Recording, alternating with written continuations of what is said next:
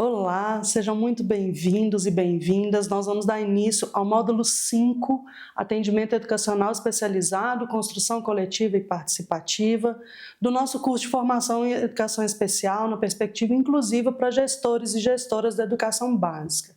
Meu nome é Letícia Pádua, eu sou professora do UFVJM, entre outras disciplinas, eu ministro a disciplina de Educação Inclusiva na nossa universidade. Então, a nossa conversa hoje, pessoal, é sobre a construção do AEE, do Atendimento Educacional Especializado, que eu vou passar a chamar de AEE de agora em diante, e do papel do gestor um pouco na construção dessa sala, desse momento tão importante da nossa educação inclusiva, né? A gente tem um decreto de 2008, o decreto 6.571, que é o que normatiza melhor o que é o AEE e o papel do AEE, né?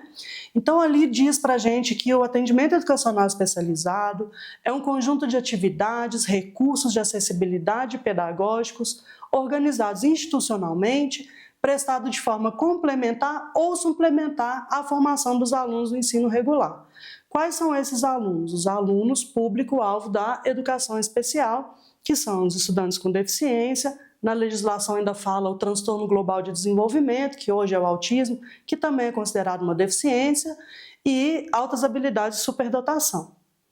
O AEE, então, gente, tem que integrar a proposta pedagógica da escola, envolve a participação da família. A gente não faz atendimento especializado se a gente não tiver um acompanhamento, um feedback, uma conversa permanente com a família. Ele é realizado preferencialmente na sala de recursos, na famosa sala de recursos, que a gente sabe que nem toda escola tem, mas que é possível a gente implementar, é importante, né? A gente pode usar a sala de recursos de outra escola, mas é importante que todas elas tenham, né? E, de preferência, no contraturno do horário escolar, isso é realizado em articulação com outras políticas públicas. Essa coisa do contraturno, é importante a gente frisar que, embora seja essa a previsão, a gente sabe que existem desafios com relação a isso. A gente conhece o nosso público e sabe que muitos dos nossos estudantes não conseguem retornar no contraturno, ou por não ter transporte, ou porque a família não tem essa condição, né? Então, a gente precisa também rever algumas situações de necessidade, como que a gente pode implementar esse AEE diante dos desafios da vida real.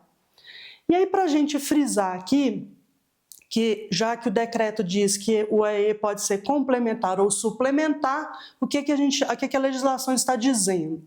Ele é complementar quando ele trabalha para reforçar e ampliar os conteúdos do currículo comum com recursos apropriados às necessidades dos alunos. E ele é suplementar quando oferece conteúdos e estratégias específicas, como ensino de braille, ensino de libras, comunicação alternativa aumentativa, ou quando eu tenho um perfil de jogos ou um trabalho específico para uma criança com altas habilidades. Neste caso, a gente diz que é suplementar. Para o nosso cotidiano, não faz muita diferença qual momento que é complementar e qual que é suplementar. Bom, então o que é importante? A gente entender que o AEE ele é um serviço prestado para os estudantes público-alvo da educação especial e que se destina à organização, planejamento e proposição de recursos e de estratégias pedagógicas para a acessibilidade de estudantes da educação especial. Vejam que é fundamental a gente entender que o AEE elabora recursos, elabora, organiza e disponibiliza recursos para si próprio, para o trabalho com essas crianças dentro do AEE, na sala de recursos, mas também para o cotidiano escolar dele na sala comum desse estudante, né? Então, é o AEE que, em conjunto com o professor regente, ou eventualmente com o profissional de apoio quando ele existe, vai elaborar, identificar a necessidade, elaborar o material, organizar e disponibilizar para a criança usar também na sala comum, no momento da aula que ele está com todas as outras crianças. Os objetivos formais, né, que estão descritos lá do AEE, lá na legislação, primeiro, prover condições de acesso, participação e aprendizagem no ensino regular e garantir serviços de apoio especializado de acordo com as necessidades dos estudantes. É importante que a legislação diz para a gente que todos os estudantes, todas as pessoas no Brasil têm direito a acesso, permanência e aprendizagem, inclusive as crianças com necessidades educacionais especiais.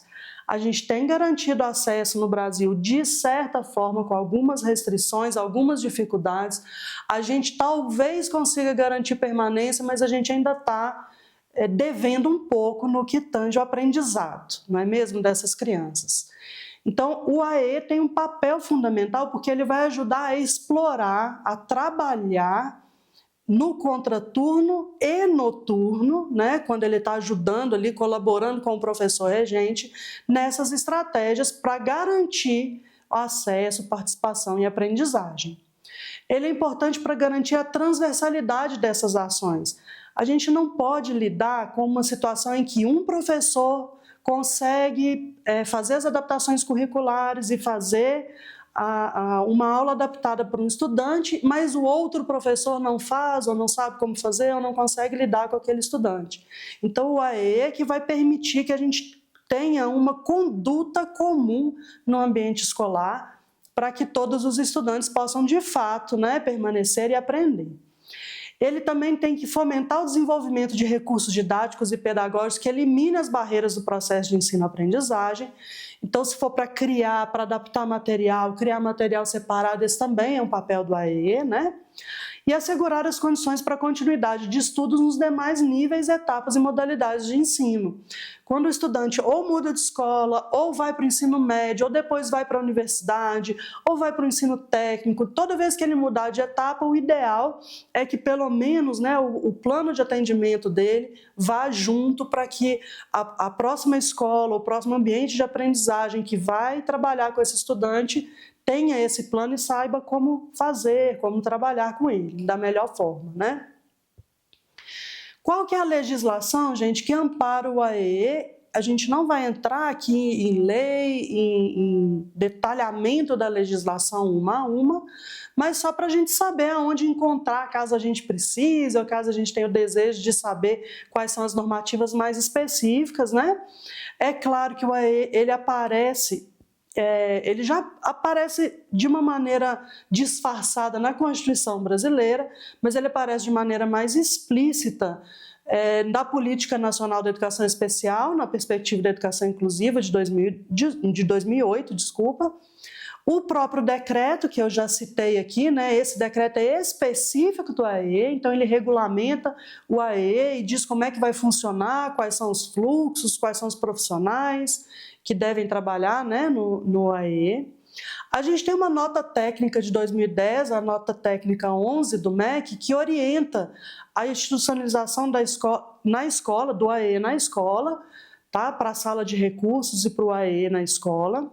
A gente tem outro decreto de 2011 que visa garantir um sistema educacional inclusivo em todos os níveis, garantindo o AE e definindo aspectos importantes sobre atendimento. Aqui é fundamental que havia uma ideia que transitava pelas escolas de que, por exemplo, a educação infantil não precisava do AE. Hoje a gente já tem, por meio desse decreto, na verdade não hoje, desde 2011, que ele perpassa, é importante o AE existir em todos os níveis de ensino. Então, desde a creche, desde o bebezinho, até a universidade, mestrado, doutorado, a gente pode e deve implementar o AE para garantir aí a acessibilidade para esses estudantes, né? A gente tem a nota técnica 55 de 2013, que orienta a criação e atuação dos CAEEs na perspectiva da educação inclusiva. Os CAEEs continuam depois, sendo chamado de AE também, tá?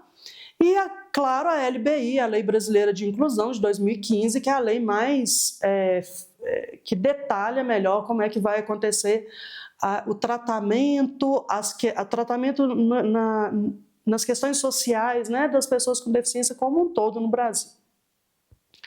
Bom, então, caso o gestor ainda tenha dúvida, e é muito importante porque o nosso curso visa trabalhar com a educação inclusiva na perspectiva do gestor, mas é muito importante que a gente sabe que nem toda escola tem a sala de recurso, a famosa sala de recurso. A gente também sabe que o nosso estudante ele tem direito de usar a sala de recurso de outra escola que tenha no nosso município, né, que disponibilize a sala de recursos. Mas esse uso da sala de recursos, ele enfrenta alguns desafios para acontecer, sobretudo se ele vai acontecer fora do nosso ambiente escolar, né? Então, a gente precisa organizar esse atendimento de uma forma bastante específica para que tenha sucesso, de fato, que é o que a gente quer, né? Então, como deveria acontecer o atendimento no AEI? Em tese, né, na teoria, como é que ele deveria acontecer? Bom, existe um professor responsável pelo AEI, esse professor tem formação em educação inclusiva, seja em nível de graduação, em nível de pós-graduação, é uma pessoa que trabalha mais especificamente com educação inclusiva, e ele recebe, então, a demanda daquele estudante que vem com laudo ou não, importante que a gente também tem uma nota técnica do MEC dizendo que, como a escola não é tratamento, a gente não precisa de laudo para incluir o estudante no AE, a gente precisa, por meio da avaliação escolar, perceber a necessidade, né? Mas a gente sabe que também é mais comum os estudantes que tenham laudo terem acesso. Então, a partir daí, isso é encaminhado para o professor do AE, que vai fazer o estudo de caso. Como é que é o estudo de caso? Ele vai levantar informações com os diagnósticos que ele tiver em mãos, com laudos dos profissionais que eventualmente trabalharem com essa criança, relatórios, né, a equipe terapêutica se houver de fora, a equipe médica, professores que já deram aula para aquele estudante, seja na mesma escola ou em outro, principalmente com a família, qual é a demanda da família, qual é o desejo, quais são as maiores dificuldades, quais são os anseios, para que a gente possa, inclusive, estabelecer metas importantes, né? Se a gente tem uma criança, por exemplo, com uma deficiência intelectual grave, talvez seja muito importante ensinar para ela habilidades de vida diária, né? Talvez naquele momento ela precisa aprender mais a conseguir atravessar a rua, a conseguir fazer uma compra simples, né? Do que alguma habilidade específica da BNCC. Então a gente deve avaliar isso especificamente também com o apoio da família, né? Trabalhar com profissionais de apoio dos anos anteriores também, se existirem, e fundamental, não se esqueçam disso, é conversar com o estudante que tem deficiência, né? Claro que se for possível conversar, se for um bebê, for uma criança pequena, a gente vai conversar mais com os pais, mas a gente pode, deve, precisa ouvir a experiência, as necessidades, a vida que aquela criança, que aquele adolescente tem para dizer para a gente. Ele tem uma experiência de aprendizagem, ele tem um percurso que já aconteceu, ele vive a vida dele, ele sabe o que é estar na pele dele, então é fundamental que a gente ouça essa criança, esse adolescente nos seus desejos, nos seus anseios, nas suas habilidades e, claro, nas suas dificuldades eventuais. Bom, depois de feito o estudo de caso, o profissional, né, o professor lá, vai elaborar o plano do AEE, que é o PAEI, onde ele se propõe, no plano, né, ele vai propor as intervenções que são necessárias para eliminar as barreiras. Então, ele vai identificar quais são as barreiras de inclusão que esse estudante tem encontrado em função desse estudo de caso que ele já fez, e aí ele vai propor no PAE quais são as habilidades que ele vai trabalhar no ambiente da sala de recursos. Ele vai atender esse estudante idealmente no contraturno, com um plano de atendimento específico. Novamente eu friso, idealmente, porque nem sempre a gente consegue que esse estudante volte para a escola no contraturno, nem sempre, às vezes o estudante mora, por exemplo, numa comunidade, mora na zona rural, não tem o transporte naquele horário, às vezes a gente vai ter dificuldade, por exemplo, da criança almoçar, né?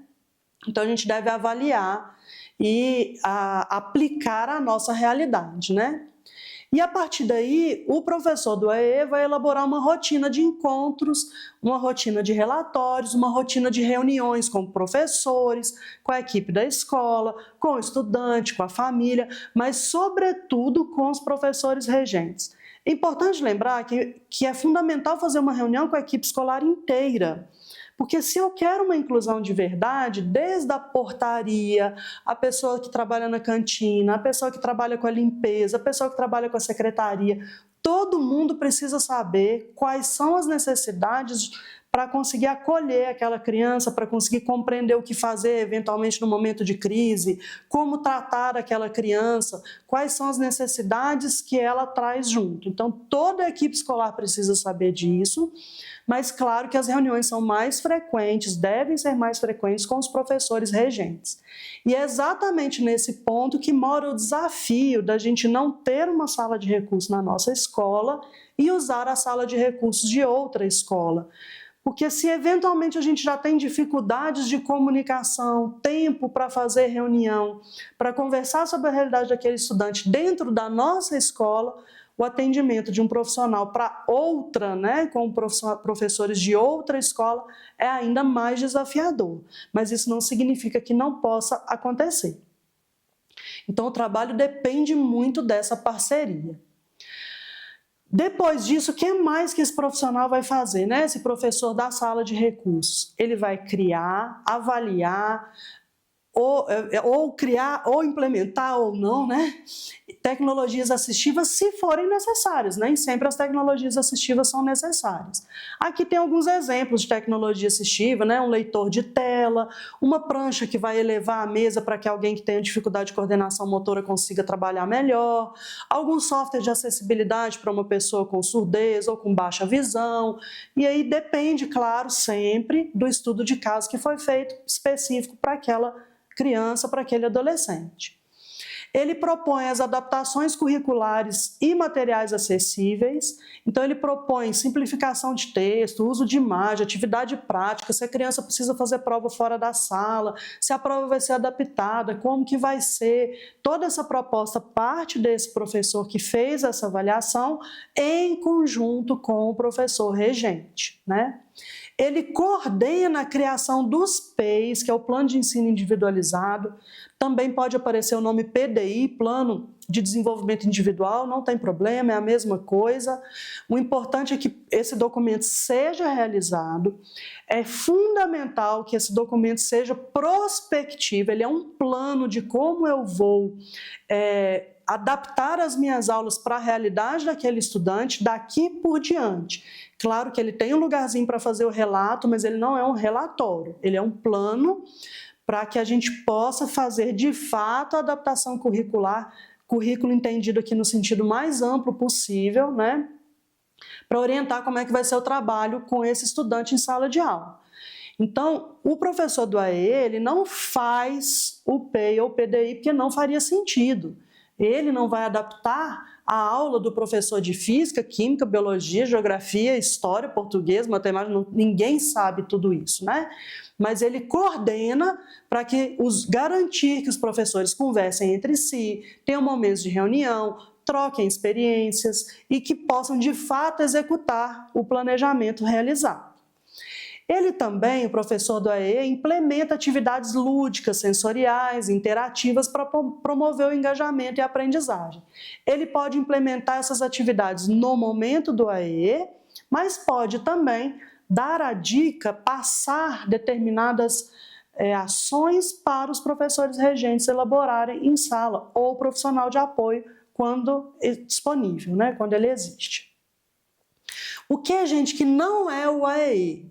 E isso é muito importante. O AE não é uma festa, uma hora da gente relaxar e brincar. Não significa que eu não tenho brincadeira lá dentro, mas as brincadeiras têm uma função pedagógica, um objetivo específico, né? Então, ele não é um parquinho de brincadeiras, ele não é um ambiente terapêutico. A gente tem os profissionais da saúde em outro ambiente, para fazer terapia em outro ambiente, né? Ele não é uma terapia e ele não é, sobretudo, um reforço escolar. E isso é muito importante que o gestor tenha em mente para conseguir deixar isso muito claro para as famílias, para a própria equipe da escola. Não é o lugar de fazer eu preciso de aprender mais matemática, então eu vou ter mais aulas de matemática. Esse não é o papel do AEE definitivamente.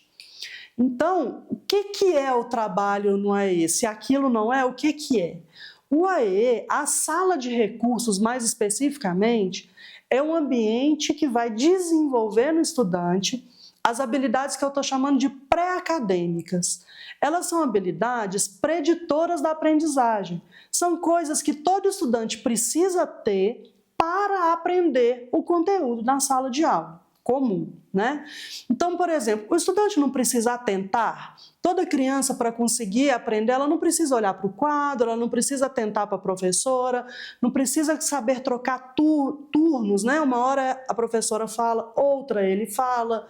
Então, são essas habilidades que o AEE vai desenvolver, vai trabalhar, né, especificamente com cada criança, a depender da necessidade de cada criança, que foi levantada novamente no estudo de caso.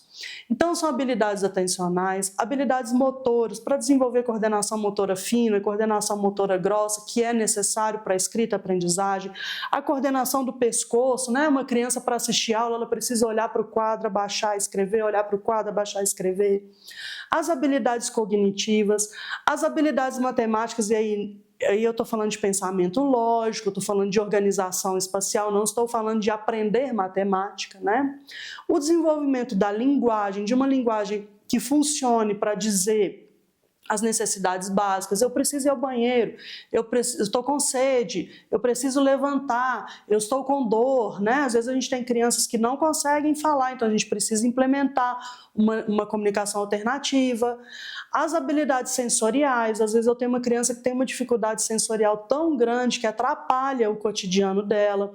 Eu já tive, por exemplo, casos de crianças que se escondiam durante o recreio todo dentro do banheiro da escola por causa do barulho, de não conseguir lidar com o barulho das crianças brincando. Então, o profissional do AE, o professor do AE, vai trabalhar isso com essa criança para desenvolver essa habilidade. As habilidades socioemocionais, e eu estou incluindo aqui, claro, a habilidade de trocar turno, de prestar atenção, de não bater no colega, de compreender a hora de chamar, mas eu estou incluindo aqui também as habilidades de vida diária, que são muito importantes, né? Conseguir usar o banheiro com autonomia, conseguir fazer uma pequena compra com autonomia, conseguir escovar os dentes, conseguir lavar as mãos, né? Essas habilidades que são fundamentais para a vida, né? Para a cidadania e para a vida desse sujeito. E as habilidades de antecipação, as habilidades de controle inibitório, né? A criança precisa controlar o seu ímpeto de falar, levantar a mão na hora de pedir alguma coisa, né? Conseguir compreender que um comando coletivo que o professor dá, quando o professor fala, pessoal, vamos sair, pessoal sou eu também, né? Então, todas essas habilidades que são preditoras da aprendizagem é que devem ser trabalhadas no AE. Então, de novo, fundamental, vou retornar, é que o AE não é um ambiente de reforço escolar. Okay? O AE é um ambiente de trabalhar as habilidades que são preditoras da aprendizagem. E você, gestor, gestora, você que é coordenador da escola, você que é diretor, diretora, vice-diretor, vice-diretora, qual é o seu papel na organização do AE para fazer com que as coisas funcionem, para que a gente tenha de fato uma escola inclusiva e não só uma escola que aceita crianças com deficiência, né? Bom, primeiro, o gestor tem um papel fundamental na criação da própria cultura inclusiva na escola. Veja, estimular e garantir que o professor regente, o professor do AE, a família, tenham espaços de diálogo, espaços de troca. Quem é que vai organizar os horários? Em que ambiente essas pessoas vão conversar? Com qual frequência elas vão conversar? É fundamental que o gestor promova essas discussões sobre educação inclusiva com toda a equipe escolar. Lembra que a gente falou agora há pouco que desde a entrada da escola, a pessoa que vai trabalhar na merenda, todo mundo precisa saber quais são, como acolher. A pessoa que fez o transporte dessa criança de casa para a escola, né, que de repente não são os pais, é um profissional que fez esse transporte, todo mundo precisa saber qual é o plano de atendimento dessa criança, como que a gente vai trabalhar com as necessidades dela, como que a gente vai ajudar a desenvolver as necessidades dela. Então, é fundamental essa criação da cultura inclusiva. Uma coisa que é muito importante para criar essa cultura inclusiva é naturalizar, a gente vai falar isso daqui a pouco, mas eu já estou me adiantando, é naturalizar a conversa sobre as deficiências. A gente tem que ter isso na comunidade de maneira muito tranquila. É muito triste quando um estudante já adulto, né, eu converso com os meus estudantes aqui na universidade e eu pergunto para eles, vocês tiveram crianças com deficiência estudando com vocês na escola? E hoje em dia, praticamente todos os meus alunos dizem que sim, né? Eles são já de um período em que a educação inclusiva já estava obrigando que essas crianças fossem aceitas na escola. Mas a imensa maioria deles diz, mas eu não sei o que meu colega tinha, eu não sabia como ajudar, ele ficava lá na escola. Isso é muito triste, a gente não está criando uma cultura inclusiva, né? A gente está tolerando a presença daquela pessoa ali, a gente não está trocando, não está aprendendo junto. Fundamental saber que nós temos fortes evidências científicas que as pessoas que não têm deficiência aprendem mais e melhor quando estão no ambiente com pessoas com deficiência. Existe um mito de que a criança vai atrasar os colegas, isso não é verdade. Ele aprende a flexibilizar melhor, ele aprende a ser um ser humano melhor, ele aprende a criar estratégias diferentes de aprendizagem, porque ele entende que o colega precisa de outras, e todo mundo se beneficia quando eu tenho uma educação mais atenta, né, dada de formas diferentes para atingir todo mundo. Uma outra função importante do gestor é a mediação e articulação da equipe. Ele atua como um coordenador desse processo educativo. Lembra que a gente falou que precisa de muita reunião e muita conversa entre o professor do AE e os regentes? A gente precisa de tempo, planejamento coletivo, o professor regente tem que ter hora para encontrar com o professor do AE, o professor do AE tem que ter liberdade de poder circular na escola, assistir alguma aula, estar presente com aquele estudante sem se sentir, sem que o professor regente se sinta julgado, analisado, né? A gente tem que ter uma liberdade para que essas coisas fluam e isso é fundamental, a mediação do gestor com a equipe. O que mais que o gestor pode fazer? Garantir condições e recursos. Quem é que vai assegurar que a escola tenha condições materiais, financeiras, mas também pedagógicas para que o AE aconteça? É o gestor, né? A gestora. Incluindo disponibilidade de tempo, disponibilidade de espaço para essa sala de recursos. Ora, gente, não é incomum na nossa realidade a gente, vamos deixar a sala de recurso em qualquer lugar, eu sou obrigado a ter, então vou deixar. Às vezes é uma sala em que os materiais de limpeza são guardados, às vezes é a sala que é laboratório de informática. Isso não é adequado, né? Está longe de ser adequado. Como que eu vou fazer um atendimento específico? Para desenvolver todas aquelas habilidades, eu preciso de jogos, eu preciso de disponibilidade de espaço, eu preciso, às vezes, de um silêncio. Então, esse professor do AE, ele também vai planejar no PAE se os atendimentos podem ser feitos em dupla, se é individual, se é sozinho, quantas vezes por semana que vai ser. Então, é fundamental a gente ter um espaço que efetivamente seja um espaço de sala de recursos. Outra coisa que os gestores precisam é alinhar o funcionamento, a rotina, o uso dessa sala de recursos no PPP, né, no Projeto Político Pedagógico da escola. A gente tem que garantir que o plano da escola, que os objetivos daquela escola incluam e trabalhem com a rotina do AE, né? E a gente precisa também de ações permanentes entre os estudantes e a família, que é aquilo que eu dizia agora há pouco. A gente tem que falar com muita naturalidade, a gente não pode esconder as deficiências ou achar que eu costumo brincar que quando eu não falo, eu não uso as palavras e eu tento disfarçar, na verdade eu estou demonstrando que eu tenho preconceito, que eu acho aquela palavra ruim, que eu acho aquela palavra pesada. Então, se eu naturalizar, se eu puder dizer, olha, a criança que tem deficiência intelectual, a criança que é cega, a criança que é surda, ou que tem deficiência auditiva, deficiência visual, ou a criança que é autista, eu poder dizer sobre as palavras vai ficar muito mais fácil o meu trato social, né? Trabalhar permanentemente com as crianças, com as famílias, né, com os adolescentes, sobre a diversidade, sobre a deficiência, conscientizar, capacitar colegas. A gente tem uma prática baseada em evidência que é o trabalho com os pares. Então, às vezes eu tenho uma criança, um adolescente que tem uma propensão, que seria legal que ele trabalhasse mais de perto, né? Que ele pudesse desenvolver essa capacidade para trabalhar mais de perto com um colega. O fato é que o exercício da inclusão ele só acontece se nós fizermos juntos, né? A gente tem que fazer isso de modo permanente. Não adianta fazer só em pequenas datas comemorativas. Mas é claro que fazer nas datas comemorativas é melhor do que não fazer nunca. Então, se você não for fazer nunca, faça pelo menos nas datas comemorativas, você se lembre, né, dessas questões. Nós ainda temos outros papéis importantes do gestor, da gestora, que é a criação de protocolos de conduta. Esse aqui, pessoal, é uma coisa que, infelizmente, ainda é raro nas nossas escolas, mas eu aposto que é um desafio que você já enfrentou.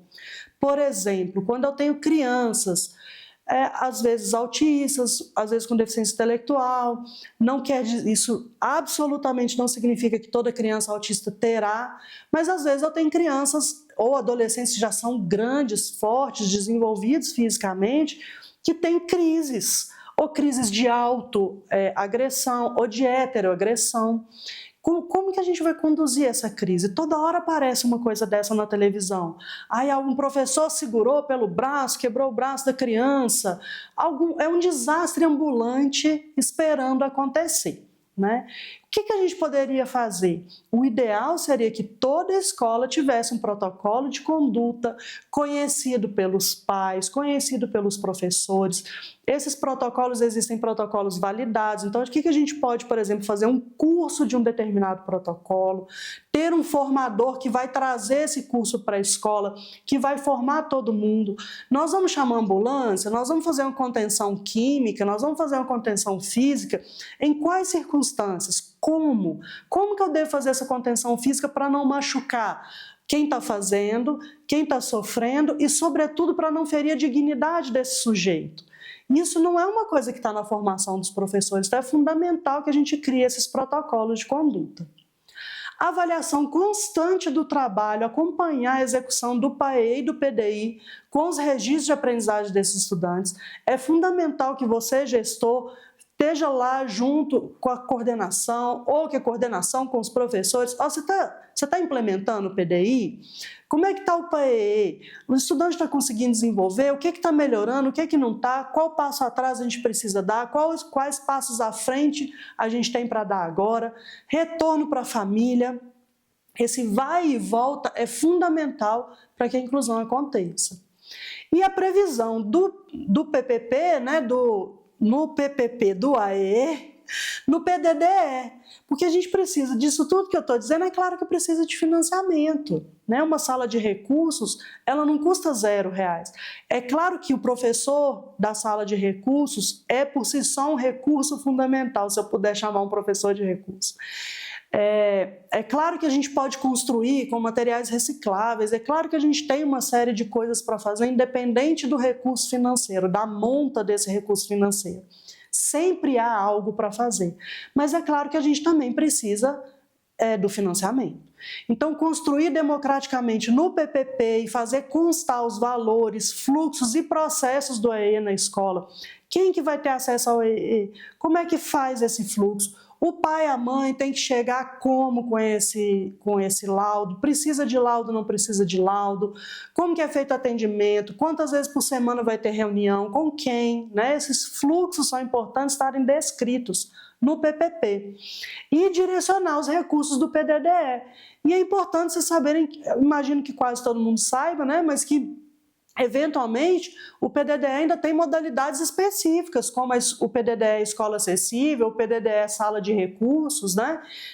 Não quer dizer que todos os anos tem, mas muitas vezes já aconteceu no nosso histórico recente de ter esse financiamento exclusivo, tanto para tornar a escola acessível em termos arquitetônicos, quanto para criar e manter a sala de recursos e comprar recursos para a sala de recursos.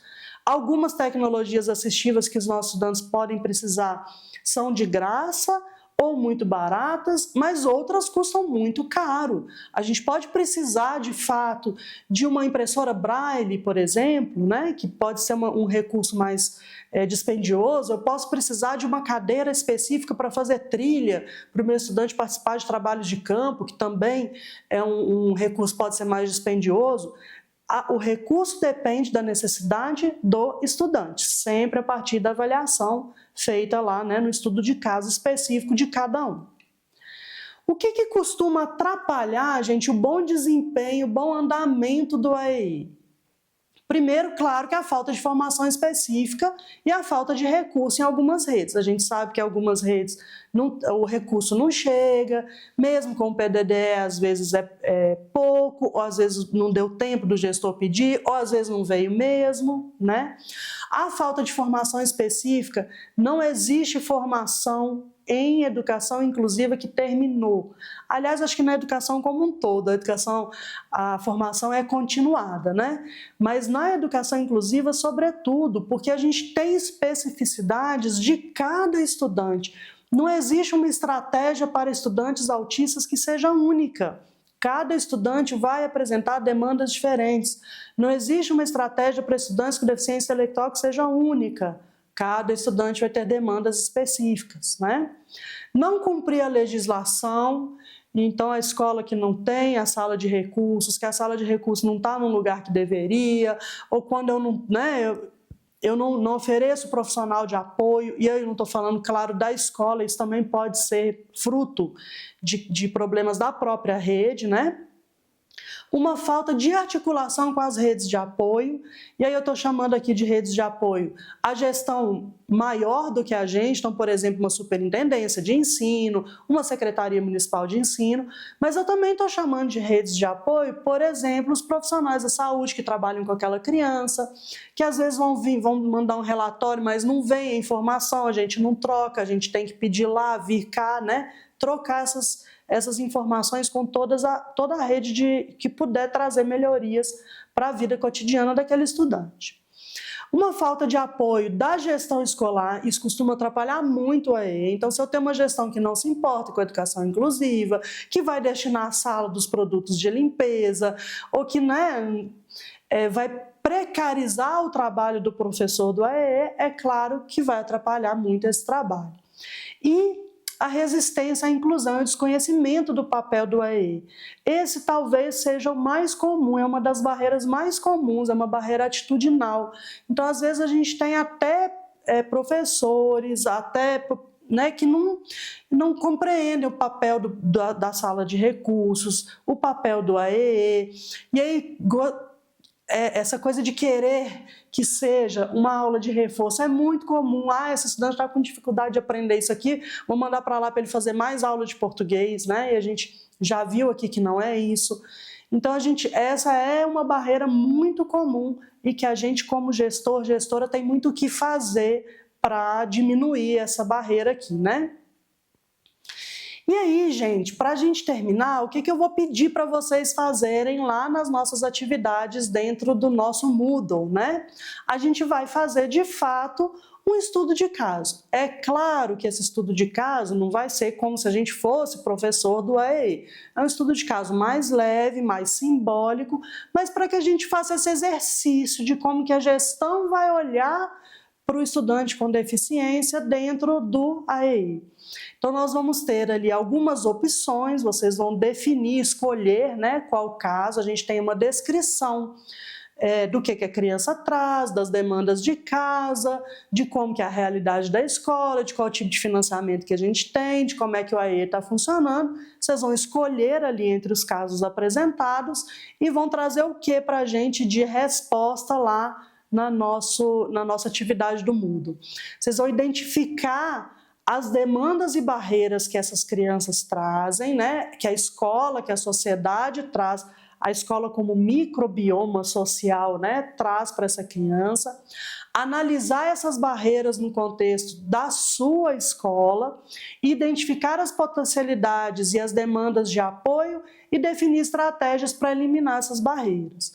Então, eu tenho uma escola que vamos supor, né, eu tenho um caso de um estudante específico que ele tem hemiparesia, a paralisia cerebral, né, com dificuldades motoras do lado direito, sem deficiência intelectual, e a minha escola, por exemplo, tem escadas e não tem nenhum acesso para o andar de cima que não seja pelas escadas.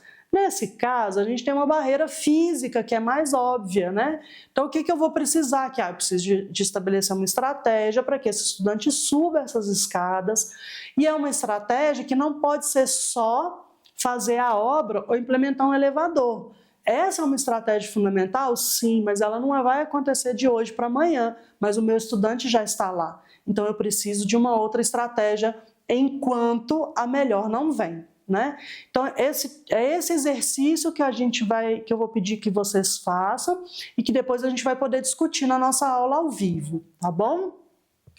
E é isso que eu tinha para conversar com vocês hoje. Eu agradeço muito a atenção, quem ficou no vídeo até aqui, e deixo os meus contatos de e-mail e de WhatsApp. Muito obrigada por hoje, pessoal, e até a nossa aula ao vivo.